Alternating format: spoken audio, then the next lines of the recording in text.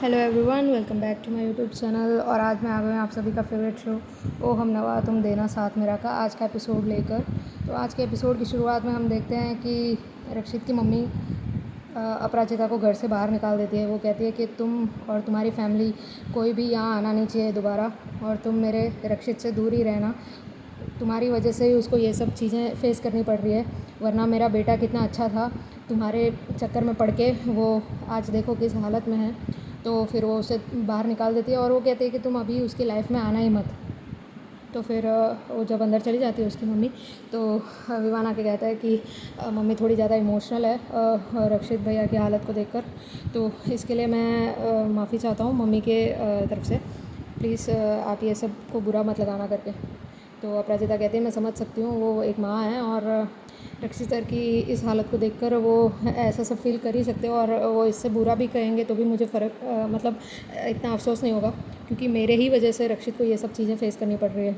तो वो ऑटो में चले जाते, उसकी बहन भी उसको बाय करके वो निकल जाते हैं वहाँ से। एंड देन दूसरी तरफ हम देखते हैं कि रक्षित अभी भी बेहोश रहता है और उसके इर्द गिर्द सब लोग रहते हैं, उसकी मम्मी पापा भाई लोग और ईरा सब लोग रहते हैं, बट वो अपू अपू ही बोल रहा होता है बेहोशी के हालात में भी।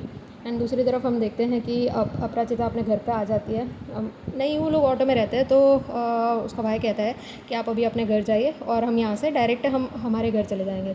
तो फिर वो अपने घर आती है और ऑटो से मतलब वो हिचकिचाती है वहाँ पे रुकने के लिए, क्योंकि उसने बहुत चीज़ें फेस कर ली अभी। तो वहाँ पे हिचकिचा रही थी अपने घर जाने के लिए, बट एट द एंड उसे अपने ही घर आना था। तो वो उतरती है और फिर वहाँ की लेडीज़ होती है, वो बोलती है कि मुझे तो पूरा यकीन था कि अपराजिता आ ही जाएगी। हम लोगों ने नारे भी लगाए थे कि हमारी बेटी को छोड़ दो, हमारी अपराजिता को छोड़ दो, ये सब नारे लगाए थे और हमें पूरा विश्वास था कि तुम आओगे ही। और हम भगवान के सामने ही बैठे रहे, माता रानी के पास ही रहे कि तुम कैसे भी करके यहाँ आ जाओ। एंड जैसे अपराजिता अपने घर के दरवाजे की ओर जाती है, तब वो लोग आपस में बात करने लग जाती है कि मुझे तो पूरा यकीन था कि ये आएगी ही नहीं, बट ये कैसे आ गई। एंड वो अनाप शनाप बोलते जा रहे थे उसके डिवोर्स को लेकर और उसके अफेयर को लेकर।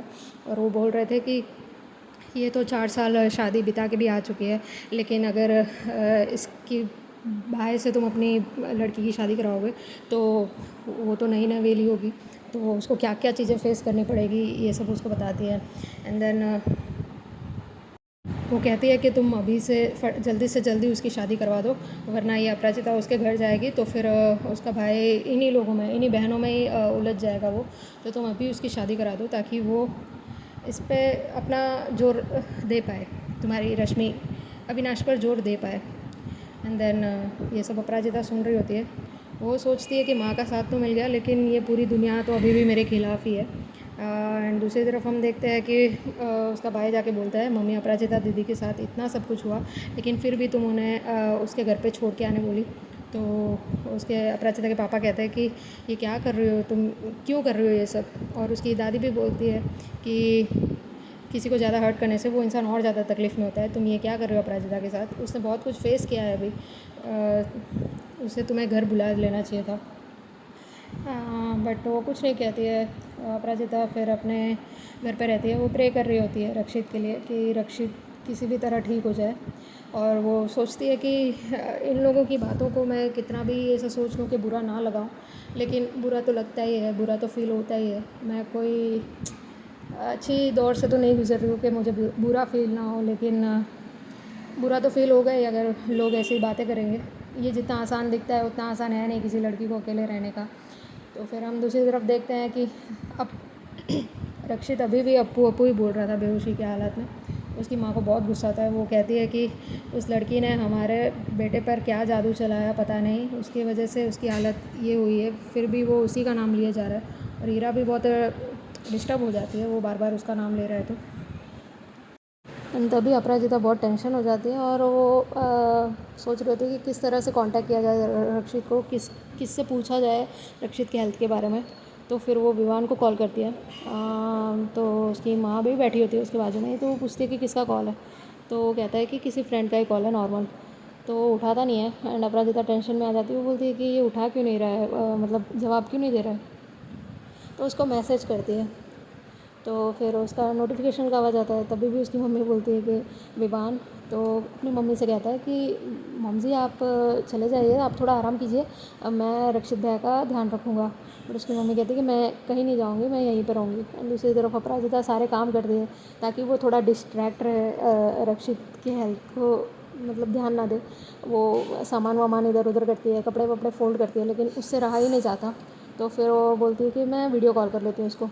फिर वो वीडियो कॉल करती है तो विवान से पूछती है कि रक्षित की हेल्थ कैसी है। तो वो बोलता है कि अगर मैडम तुम्हें इतनी ज़्यादा भैया की हेल्थ की तकलीफ़ है, प्रॉब्लम हो रही है, तो तुम सामने आके क्यों नहीं देख लेती। तो कहती है कि मम्मी बहुत गुस्सा करेंगी, मम्मी ये नहीं चाहती कि मैं वहाँ आऊँ। तो फिर इसकी कॉलिंग बेल बजती है अपराजिता के घर की। वो उसे इग्नोर करती है क्योंकि वो रक्षित की हेल्थ के बारे में पूछ रही है ना, तो उसे इग्नोर करती है। फिर उसने बट वो फिर जब गेट ओपन करती है तो वो देखती है कि वहाँ पे रक्षित था, तो वो बहुत खुश हो जाती है।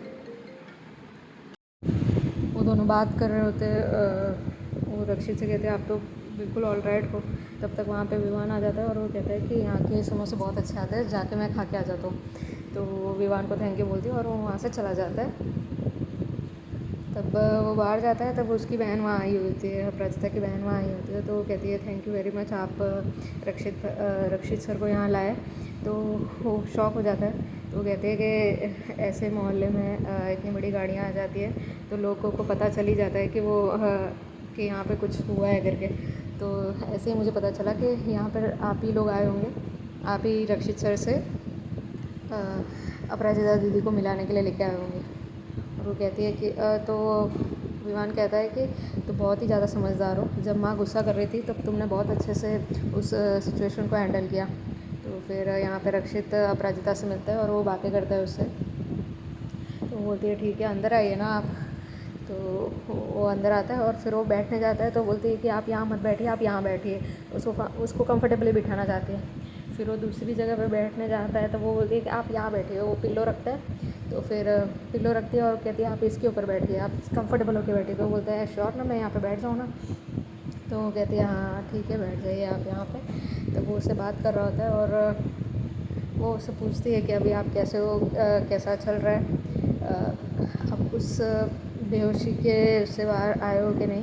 तो वो कहता है कि मुझे दर्द तो हो रहा है, पेन थोड़ा बहुत हो रहा है करके। तो वो कहती है कि मैं तुम्हें अभी एक मस्त सी चीज़ पिलाती हूँ, अब्बू का जो भी वो बना रही होती है। तो वो बोलता है कि मैं तो मतलब वो मन में सोचता है कि मैं तो ठीक ही हूँ लेकिन इसको बनाने देते हैं। तब फिर वो पूछता है कि एक्चुअली ये है क्या। तो फिर वो जब उठती है तब वो बोलती है हल्दी का दूध। तो बोलता है कि तुम तो मुझे मतलब कि पनिशमेंट के थप्पड़ मार रहे हो, मुझे ना हल्दी पसंद है ना दूध। मुझे तो लगा कुछ अच्छा बनाओगे अगर तुम्हारे हाथ से बन रहा है, तो तुम मुझे यही पिलाने वाले हो। तो जैसे वो उठता है तो वो मतलब थोड़ा सा डिज़ी होकर उसके ऊपर गिरता है। तो हम देखते हैं वहाँ पे अपराजिता की माँ, बहन और भाई आ जाते हैं। तो रक्षित उनको समझाने लगता है कि वो बेहोशी का जो गोली लगा था मुझ पे, डाँट लगा था, तो उसका असर अभी भी थोड़ा बहुत है, इसके लिए मैं उसके ऊपर गिर सा गया था, लेकिन मेरा कोई इंटेंशन नहीं था, आई एम सॉरी। आपने जो भी देखा वो वैसा नहीं है। फिर अपराजिता की माँ उसको बाहर लेकर जाती है कि हम धूमधाम से तुम्हें लेके जाएंगे, जैसे बारात आती है वैसे हम तुम्हें हमारे घर लेके जाएंगे, इसलिए मैंने तुम्हें यहाँ पहले भेजा था। विवान से कहता है कि तुम यहीं पे रुको। आज के लिए बस इतना ही है, मिलते हैं नेक्स्ट वीडियो में, बाय बाय।